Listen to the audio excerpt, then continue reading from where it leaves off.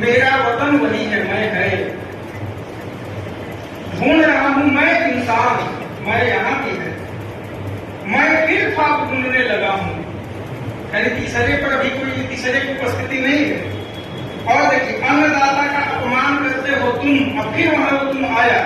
जब ये कौन तुम है, इसके बारे में बहुत सारी बातें इन कविताओं में कही गई है। रावण है तू, यानी जब भी तू आता है तो वो एक, आप उनको देखिए कि वो कौन लोग है जो तुम में है। यानी कबीर की परंपरा से कैसे ये, या शायद हमारे दौर का शायद उड़ता है, जब कहते हैं कि मेरा तेरा मनवा कैसे खोलिए, मैं कहता आकर की देखी, तू कहता कागज की देखी। तो वहां से लेकर यहाँ तक की जो परंपरा आई है, ये किताब मैंने अति कंजर को इससे पहले नहीं पढ़ा था। ये किताब मुझे 2-3 महीने पहले मिली थी और ले जाके मैंने रख दिया था। और मैं इसी संज्ञा पे बात करूंगा, क्योंकि बाकी 2 संज्ञा जो पहचान और दूसरा जिस्म है उसके बारे में मैं न पढ़ा हूं, तो मैं बोलूंगा भी। इस संज्ञा को अति कंजर साहब ने काजी नजरुल इस्लाम, फैज अहमद फैज, इलामधारी से दिक्कत और नजीर बनारसी को समर्पित किया है। और फैज अहमद फैज कोई इतना बड़ा शायर जो कहता है कि निसार तेरी गलियों पर ऐ वतन की जहां चली है रस्म कि न कोई सर उठा के चले। और ऐसे समय में ये जो अदब सराय है, ये कार्यक्रम कोई आयोजित कर रहा है वो भी शायरी पर, जबकि यह एक ऐसा समय है जब कविता कहने के कारण लोगों को जेल में डाल दिया जा रहा हो। जब कला कोई दिखा रहे हो, आप फिल्म बना रहे हो तो आपको जेल में डाल दिया जा रहा हो। ऐसे समय में अगर कोई शायर और शायरी पर बात करना चाहता है, यह कितनी हिम्मत की बात है। इसके लिए अदब सराय को भी हम लोगों को शुक्रिया अदा करना चाहिए। मैं जब भी इस संग्रह को देखता हूं तो 2-3 बातें सामने आती हैं। कोई भी संग्रह आप देखते हैं तो उसके 2 भाग आप देखते हैं। एक, कविता करने का तरीका क्या है, और दूसरा, कविता के भीतर क्या है, यानी जो अंतर वस्तु है कविता का, और कविता कहने का जो शिल्प तैयार किया है वो कैसा है।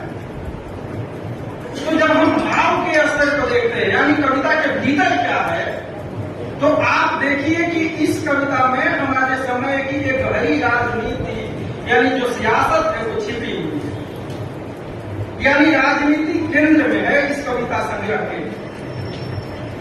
तो जाहिर सी बात है कि राजनीति ही क्यों, और राजनीति, चूंकि यह राजनीति ऐसी है कि उस राजनीति से बहुत सारी गतिविधियां एक साथ संचालित की जा रही है। आपका धर्म उसी राजनीति से संचालित हो रहा है, आपका बाजार उसी राजनीति से संचालित हो रहा है। तो ऐसे समय में उस राजनीति को ठीक परिभाषित करना या देखना बेहद जरूरी है। अति कंजर की राजनीति ऐसी है जो सीधी और सपाट है। मतलब उस राजनीति को आप आसानी से देख सकते हैं, सामने क्या हो रहा है आपके समाज में।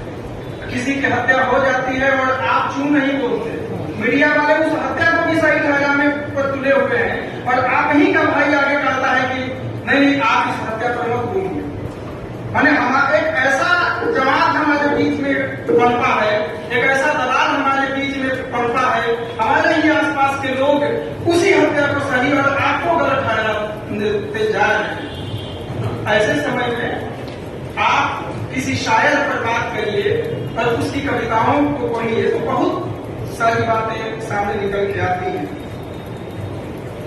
अति कंजर साहब हिंदी उर्दू की जो प्रगतिशील धारा है उसके हमारे समय में बहुत ही महत्वपूर्ण शायर है। इनकी कविताओं को आप देखिए तो 2014 के बाद अभी 2023 तक की पूरी जो पूरा का पूरा हमारे समय का जो इतिहास है वो दिखाई देगा। मैं 2014 इसलिए कह रहा हूं क्योंकि 2014 से पहले 1990-92 में एक बहुत बड़ी घटनाएं घटी थी, जिस समय आप देखेंगे कि एक तरफ बाजार है, मनमोहन जी उस समय वित्त मंत्री हैं और ग्लोबलाइजेशन का दौर पूरा का पूरा चल रहा है। उसी दौर में आप देखेंगे कि कश्मीर से हिंदुओं का, यानी जो कश्मीरी पंडित है उनका पलायन होता है। उसी दौर में देखेंगे कि लाल कृष्ण आडवाणी रथ यात्रा बिहार से निकालते हैं। उसी दौर में देखते हैं कि बाबरी मस्जिद को शहीद किया जाता है। उसी दौर में देखते हैं कि बहुत जल्दी सरकारें गिर रही है। तो ये सारी की सारी वो उस दौर की राजनीति बहुत महत्वपूर्ण है, जिसको हमको समझ के चलना होता है। और अति गंजल साहब जिस दौर में लिखना शुरू किए हैं वो वही दौर है।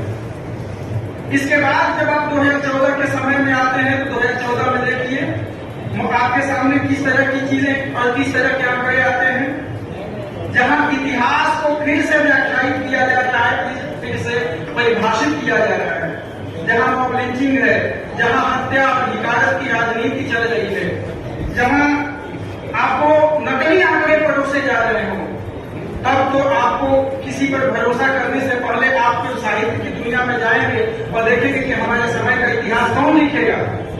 आप किस पर भरोसा करेंगे? मीडिया वाले आपका सच दिखाएंगे नहीं, हमारा सच दिखाएंगे नहीं, हमारी कोई बात वो सुनेंगे नहीं, हमारे बारे में जिनको हम वोट देते हैं वो हमारी बात करेंगे नहीं, वो खुद डरे हुए हैं। तो आखिर आप भरोसा किस पर करेंगे? तो एक साहित्यकार को आप सामने लेकर आइए। इस दौर का लिखने वाला कोई भी साहित्यकार ऐसा नहीं है जो हमारे समय की राजनीति को और हमारे समय की गतिविधियों से अलग रखकर कोई कविता लिख रहा है। यानी सारे के सारे संदर्भ एक तारतम्यता से यानी एकात्मता से इस संग्रह से जुड़ते हुए चले जाते हैं। तो ऐसे समय में एक शायर क्या करेगा? वो सत्ता से सवाल करेगा। तो इस संग्रह में कई सारे सवाल जो है शायद चूंकि मीडिया आपका सवाल पूछ नहीं रहे हैं, लोग डरे हुए हैं, सामने हुए हैं, तो शायद अपनी कविता के माध्यम से कलाकार अपनी कलाओं के माध्यम से, एक फिल्मकार अपनी फिल्मों के माध्यम से सवाल करता है। अति गंजल साहब इस तरीके से सवाल करते हैं। अब देखिए जैसे गोदी मीडिया एक कविता है, उसमें कहते हैं कि जिसे चौथा स्तंभ कहते हो तुम, फिर यहाँ तुम आया कबीर वाली परंपरा, जिसे चौथा स्तंभ कहते हो तुम, एक तवायफ का अड्डा है वो, एक चकला है वो, एक चकले के दलाल से तुमको इतनी मोहब्बत है क्यों? यानी प्रश्नवाचक चिन्ह क्यों? फिर आप देखिए कि गंदा खेल या जो इस तरह की कविताएं हैं, कई सारी कविताएं हैं, जैसे कि आप कातिल के हमदर्द हैं, उसमें लिखता है कि आपको क्यों बुरा लगता है, आपको इतनी हमदर्दी कातिल से है तो उसे रोकते क्यों नहीं, आप उसे कत्ल से रोकते क्यों नहीं। कई सारी कविताएं इस तरह के हैं जो सवाल खड़ा करती है। तो यह जो सवाल हम लोग पूछना बंद कर दिए हैं मीडिया से, अपने लोगों से, इस कविता में जो शायर का भरोसा है वो जनता पर। जब भी इंसान की बात आती है, यानी जब भी सत्ता की बात आती है, तो वह जनता की तरफ देखता है, खुदा की तरफ नहीं देखता है। तो जनता से इतनी उम्मीद क्यों है, जबकि हम एक ऐसे नाउम्मीदी के दौर से गुजर रहे हैं। जब आप कोई भी गतिविधि संचालित करेंगे, लोगों को इकट्ठा करेंगे, तो आपको तुरंत जेल में डाल दिया जाएगा। इसके बावजूद अगर शायद जनता से उम्मीद कर रहा है तो जनता की ताकत पर हमें भरोसा करना चाहिए। एक कविता की पंक्ति है जिसमें शायद कहता है कि लेकिन बहुत देर तक झूठ का खेल चलता नहीं, जल्द ही जब तुम्हारे गुनाहों से सबकी निगाहों से पर्दा उठेगा, छले जाने का सबको एहसास होगा, तो उस वक्त खेल अपना खेलेगी जनता। लेकिन जब आती है बात पेड़ की, शजर की, तो वहां शायद क्या लिखता है कि बहुत गुरूर है आंधी को अपनी ताकत पर, शजर की जिंदगी लेकिन खुदा के हाथ है। यानी वहां जो है जनता नहीं है, यानी जो प्रकृति है, बहुत सारी चीजें। और मैं थोड़ी सी बात शिल्प पर भी कर दूं। शिल्प यानी कविता कहने का तरीका क्या है? आप कविता को एक तो देख रहे हैं कि इस कविताओं में बहुत सारी, जैसे हम कहते हैं कि सपाट बयानी या दृश्यता हम लोग हिंदी में पढ़ते हैं, यानी जो जैसा है ठीक वैसा ही उपस्थित कर देना। यानी वो भाई वहां बैठे हुए हैं, सर यहाँ बैठे हुए हैं, कविता में भी इसी तरह से उपस्थिति चाहिए।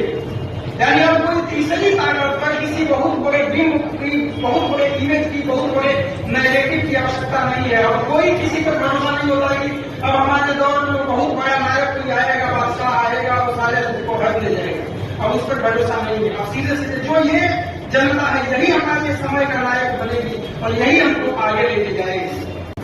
और जो आखिरी बात मैं कहना चाहता हूं कि इस संग्रह को पढ़ते हुए जिनकी सबसे ज्यादा अनुपस्थिति रही, जो हमारे समय में लगभग आधी आबादी के बराबर है, स्त्रियां, उनकी बात बहुत कम की गई है। एकाध किसी की शायरी में आ जाती है। मैं जानता हूं कि अगर शायद हमारे समय में आप लिखें और उनकी बात न करें। अभी दिल्ली में जब एनआरसी के खिलाफ आंदोलन हो रहा था तो वही घटी हुई थी, तो उनकी बात हम नहीं करेंगे तो कौन करेगा। यह जो आधी आबादी का लगभग किनारा करता है, एकाध कविताओं में आया है, कोरोना का जब संदर्भ रखते हैं तो शायद वहां जो है उनकी बातें लिखा है, कोविड जैसे वो बच्चे को जन्म देते हैं। इससे पहले तो संग्रह में क्या लिखा है मुझे नहीं पता, मैं उस पर नहीं जाना चाहता हूं, लेकिन इस संग्रह में अनुपस्थिति बहुत कम है।